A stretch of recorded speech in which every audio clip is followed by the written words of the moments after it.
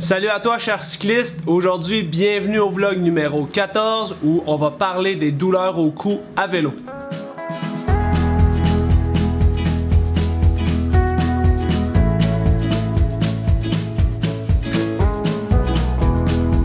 Au petit bike.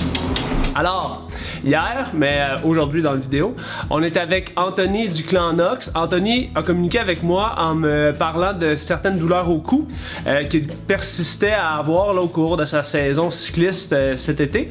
Donc on a rencontré Anthony et ça nous a donné l'opportunité de jaser et de discuter des douleurs au cou chez le cycliste. Lorsqu'on analyse une situation comme les douleurs au cou chez le cycliste, il faut vraiment s'assurer de regarder le portrait global de l'athlète et de ne pas tout blâmer sur le positionnement vélo.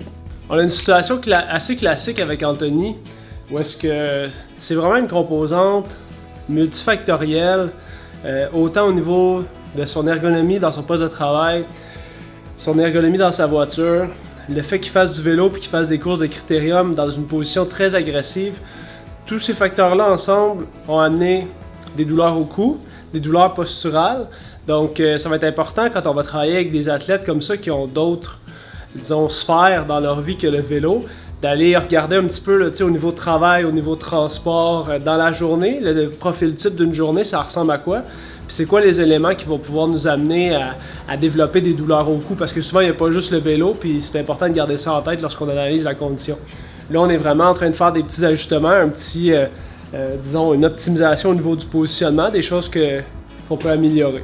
Alors, ce que tu viens de voir, c'est la dernière partie de l'évaluation chez Physio Vélo. Donc, la partie positionnement. Il faut savoir que lorsqu'on fait les évaluations de positionnement, on commence toujours par faire l'évaluation neuro-musculo-squelettique de notre cycliste sur la table de traitement.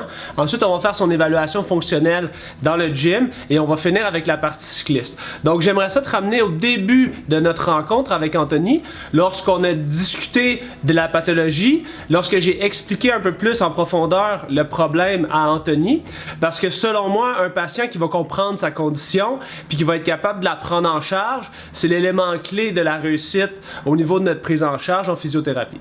Comme tu peux voir dans la prochaine partie, ce que j'ai fait, c'est que j'ai enseigné à Anthony un exercice de renforcement des cours fléchisseurs du cou. C'est un exercice de vidéo que j'ai déjà tourné, que tu peux retrouver sur la page Facebook. Donc, ce que j'ai fait, c'est que je lui ai enseigné cet exercice-là, en plus de lui expliquer sa condition.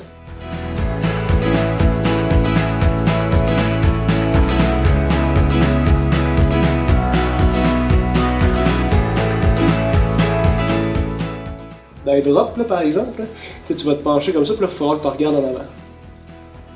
Fait que, tout ça ici, les muscles que j'essaie de renforcer, c'est ceux-là ici qui sont en position rallongée quand tu regardes en avant dans tes drops, puis ceux-là ici qui sont en position raccourcie. Puis le fait que toutes tes facettes ici, tu vois à quel point ils sont collés l'une sur l'autre, bien, tous les muscles ici, il faut qu'ils soient crispés très très fort pour maintenir ta tête pour regarder en avant.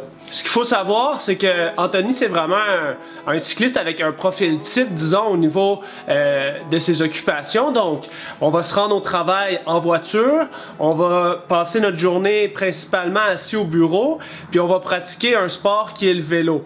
Dans toutes ces situations-là, si on ne fait pas attention à notre posture et si on n'a pas évalué l'ergonomie de notre poste de travail, ça se peut que les éléments s'accumulent au fil de notre journée, puis qu'à la longue, on développe des problèmes posturaux qui peuvent amener des douleurs au cou. Donc, c'était vraiment important pour moi de prendre le temps d'expliquer à mon patient, à mon cycliste, que on devait aller améliorer un peu toutes les sphères de sa journée type pour réussir à l'aider dans sa prise en charge de ses douleurs au cou.